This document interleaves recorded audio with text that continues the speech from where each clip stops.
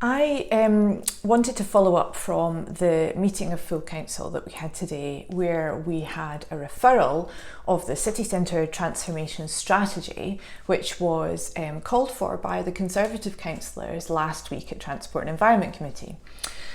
We saw the same papers presented. We debated them again and we agreed them. So we have agreed the recommendations. The city is going to be taking forward this strategy, and that's fabulous news.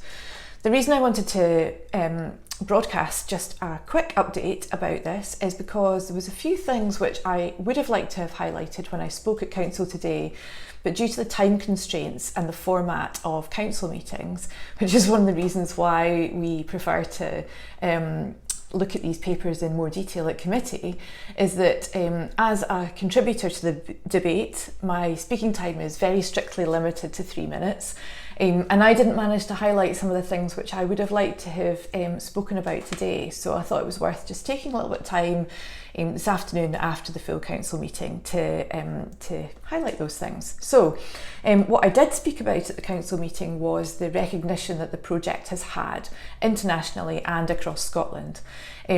I highlighted some of the examples of conferences which the team have been invited to speak at, the fact that we're working now in close partnership in a two-way dialogue with other world-leading cities in the UK and internationally. What I didn't manage to get onto was that we've also been invited to contribute to journals, and that we are hosting visitors in this city as well. So we've got visits upcoming from other cities, people who are going to come here to Edinburgh, find out more about the project and the way that we've been working on this strategy, and the types of proposals and interventions that are going to be coming forward. And I think that that speaks to the respect that other cities have for the work that's been carried out, the quality of it and the depth and the vision that's shown in the thinking there. The other thing that I wanted to touch on, which I didn't manage to get a chance to speak about in full council because again I had just crammed so many notes into my iPad, couldn't get them all out, is that the strategy that we've got in front of us, which we have now approved, is transformational. That's it in its name. It is visionary. It is going to, really make us a big step change in the city centre when we implement it. But what it is it's also achievable. The funding plan that's set out in the strategy only includes the funding that's already been secured.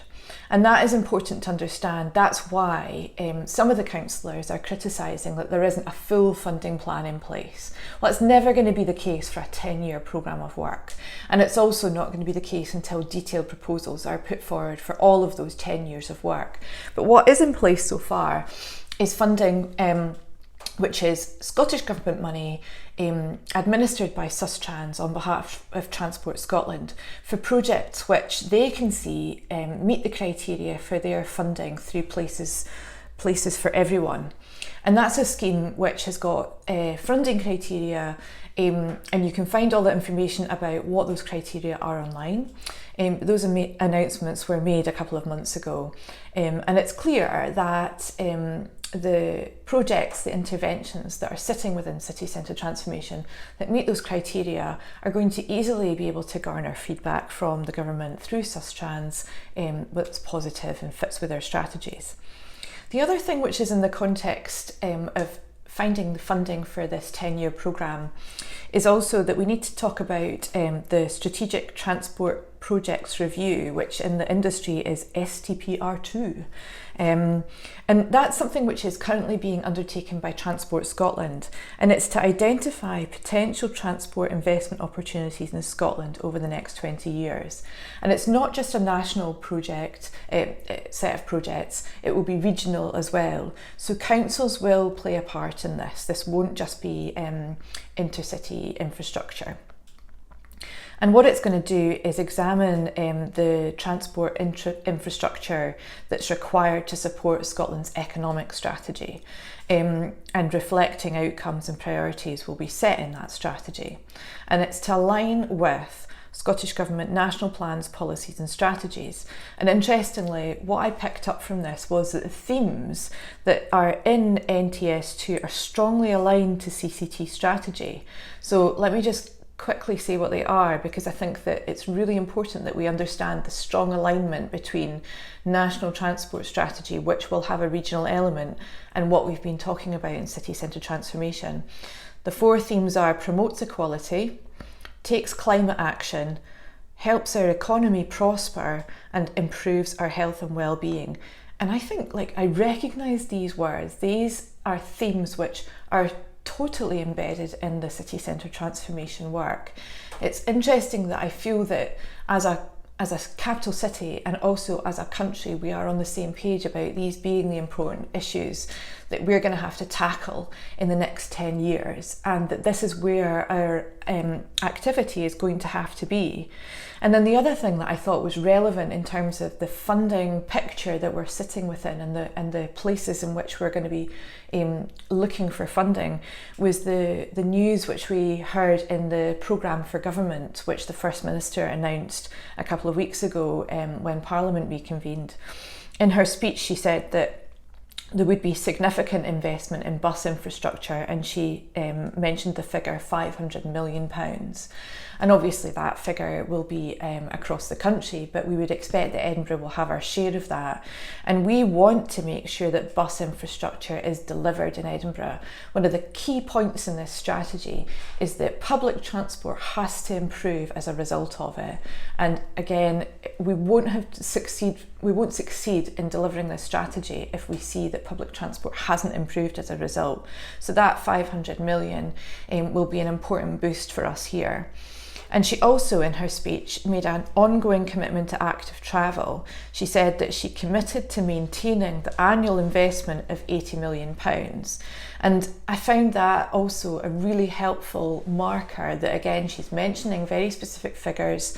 She's talking about the existing amount that is spent and saying that that will be maintained in future years. So I do feel that it's worth reflecting upon the fact that some of the concerns that have been raised have been around the funding framework, the fact that we have a 10-year strategy that we've approved, but not all of that is fully funded yet.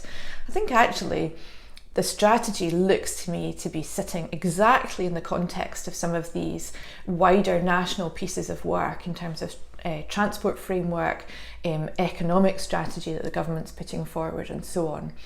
I don't think that there's going to be any barriers to us applying for funding from these types of programmes, and I look forward to seeing the projects develop and seeing how we can play into these potential funding streams. So I just wanted to put that out there, as I didn't have time during the council meeting today, and I'm really looking forward to continuing the conversation with residents of Edinburgh. I've received a lot of correspondence about this strategy, and I continue to get emails coming into my inbox, which I'm not managing to respond to all of them as quickly as I would like, and I apologise for that. But what I'm able to do now is do a bit of a catch up on that, and hopefully make contact with everybody who's been in touch over the last couple of weeks. And what we want to do is try to continue this conversation. The work doesn't stop for us now that we've signed off a strategy. What we need to do is now keep pushing for that to be implemented. And as I've said before in committee, I think one of the really important things is going to be seeing what is deliverable, what is our level of deliverability in the city centre, what is the capacity for change, and where are there potential areas where we can do more. And I've said it before and I will say it again, the most important thing for me is to fix that junction at Lothian Road in the west of Princes Street. I do not want to see any other dangerous interactions between cyclists and tram tracks and vehicles driving too closely to cyclists. We absolutely have to act as quickly as we can on this. I think that the fact that we've waited for 2 years before taking action, for me, is too long. We've been very patient. I'm pleased to do it as part of a strategic review, but we really must act and make that an urgent priority now. So that's what I'm going to be focusing on. But I look forward to continuing to hear your views on this work as we go forward.